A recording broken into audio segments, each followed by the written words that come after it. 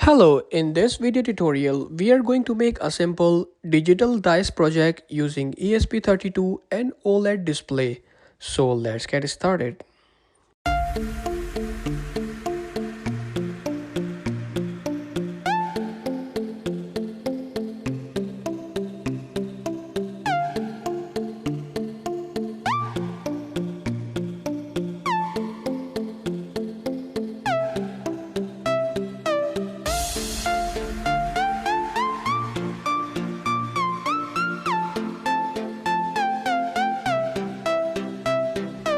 This video tutorial is sponsored by PCBWay.com.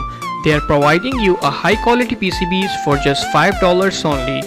So visit the website and click on this sign in button. Create your account and then click on $5 for 10 PCB button. Fill the specification like number of layer, dimension, color and quantity. Select your country from here and also a different shipping method. PCBWay is also providing CNC and 3D printing service. So click on this button, upload your CAD file and place your order now.